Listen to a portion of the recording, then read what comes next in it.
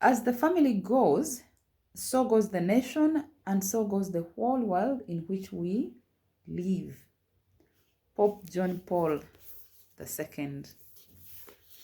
It's Jenny with the Giant in Hiding series, and this is part 9 that I bring you, which is also the very last part. Now, this series are drawn out of the book Giant in Hiding by yours very truly, Jennifer Mudondo Nyiro. In this last part of the series, I come to you with proposals of how we should go forward after acknowledging that the family is in a bad state. How do we go forward? First of all, I believe that we all agree that family is central to our lives, and so anything that distorts it distorts us to the very core of our souls individually. What works for the family is what works for us. Therefore, the deflation of the man is against us because it doesn't work for the family. The vengefulness and stubbornness and breakaway of the woman is not for us because it distorts the family. What we want to build is coexistence and partnership and dialogue, because that is what moves us forward and creates the right environment for the children who are going to be the future wives and husbands and more. So, as I summarize the book, Giant in Hiding, I give a number of proposals, and these are the things I want to bring to your attention so that individually or as a group or as an organization, you can also figure out the entry point so that we take this thing by the horns.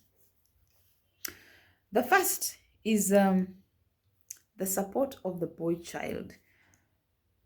Call it empowerment. But what we're looking for really is to support that journey back to manhood, back to headship. The way we did it for the girl, we can devise programs that build up the boy, and as he grows, he's able to live as a full man, enjoying the advantages of manhood without being egocentric. So how do we support positive masculinity?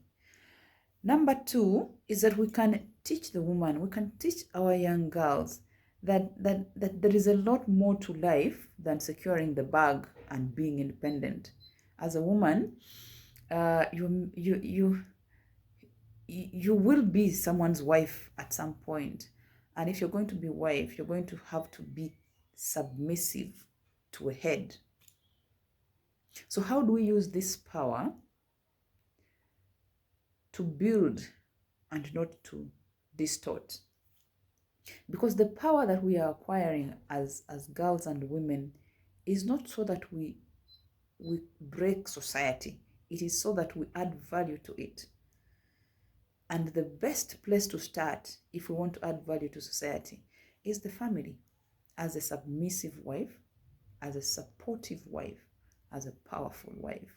So how do we use this power positively to improve the family? Number 3 is reviewing gender roles. The world is evolving, and as it does, everything is evolving, including the gender constructs. We can no longer afford to have that thick line between men and women.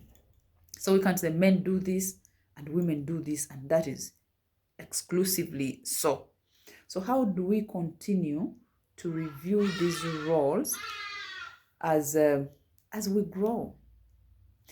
Another point is preaching about the centrality of the family. Everywhere where preaching happens, it could be in schools, and preaching, I don't mean the preaching of the religious or Christian or Muslim preaching. I'm talking about the talking about the subject matter of the family with a view to bring people to the point of realization that they need to give it their all in order to support it. Parenting, it's a secret assignment. It's real ministry, as is the entire family.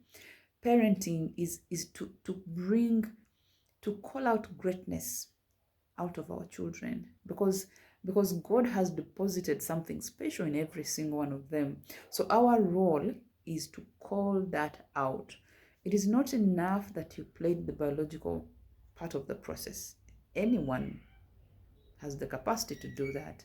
So how, as a parent, are you going to bring out the best out of your children so that in the future you are proud to be referred to as the mother or father of this particular significant individual?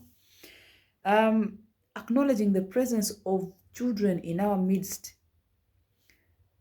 Children are not extensions of their parents.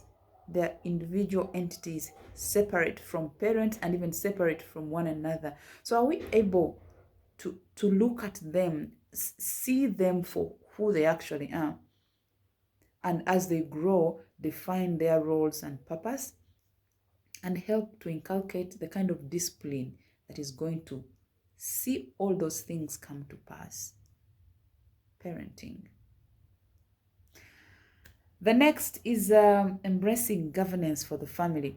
See, what in the organizations where we work, governance is a very serious subject, because that is where strategy and identity of the organization sits. It's where it flows from. So if we are that committed to these organizations, how much more should we be to the primary organization, the family? So governance. There's a head, there's a structure to the family. So can we define where every one of us lies and what our roles are and what it is that we are contributing to? And this brings me to the idea of growth and development programs for the family. We don't just, we are not in this family to just eat and sleep and wake up and go back into the same cycle. There should be such a thing as plotting our growth, where we see ourselves as family in the next so many years. Can we work on those things? And listen, here is the good news. The government of Uganda, within its structure, has offices that we can use to support us in the process. Minister of Labor, Gender and Social Development, even within the police itself, even within the districts, everywhere, the government has set up those offices, because as government, we are also aware that the family is not in a good shape. So the private individuals, the private entities can come together and we pursue this dream.